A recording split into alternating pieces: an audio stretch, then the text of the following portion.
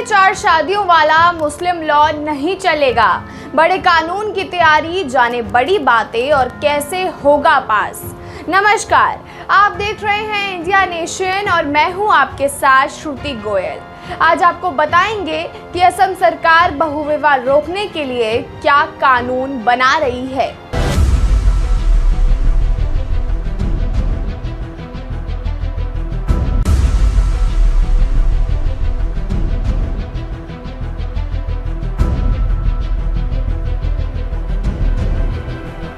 असम सरकार बहुविवाह रोकने के लिए कानून बनाने की तैयारी में है। राज्य सरकार ने इसके लिए हाई कोर्ट के रिटायर्ड जज वाली एक विशेष समिति गठित की थी। कमेटी ने रविवार को अपनी रिपोर्ट सौंप दी है।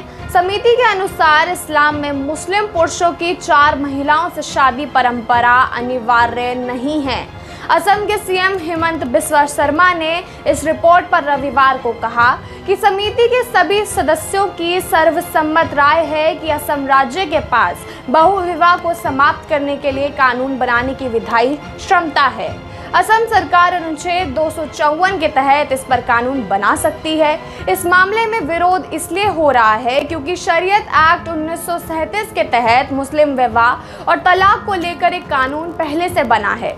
यह एक केंद्रीय कानून है। ऐसे में अगर कोई राज्य इस मुद्दे पर कानून बनाना चाहता है तो इसके लिए उसे राज्यपाल से नहीं बल्कि राष्ट्रपति से सहमति लेनी होगी।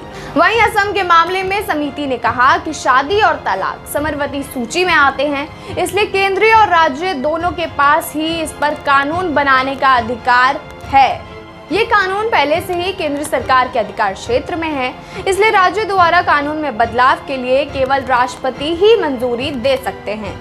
समिति ने अपनी रिपोर्ट में कहा कि बहुविवाह पर रोक कानून इसलिए जरूरी बन गया है क्योंकि ये मुस्लिम महिलाओं को अनुच्छेद 14 समानता का अधिकार, अनुच्छेद 15 लिंग के आधार पर भेदभाव ना करना और अनुच्छेद 21 जीवन और सम्मान का अधिकार के तहत दिए गए मौलिक अधिकारों का उल्लंघन करता है। बहुविवाह की अनुमति है लेकिन यह अनिवार्य नहीं। समिति ने कहा मुस्लिम पर्सनल लॉ के तहत बहुविवाह की अनुमति है लेकिन यह अनिवार्य नहीं है। ऐसा बिल्कुल अनिवार्य नहीं है कि हर एक मुस्लिम पुरुष अनिवार्य रूप से 4 पत्नियों को रखे, क्योंकि बहुविवाह इस्लाम के तहत एक आवश्यक धार्मिक प्रथा नहीं है। इसलिए इस तरह की प्रथा पर रोक लगाने वाला कोई भी कानून संविधान के अनुच्छेद 25 धर्म का पालन करने, मानने और प्रचार करने का अधिकार का उल्लंघन नहीं करेगा।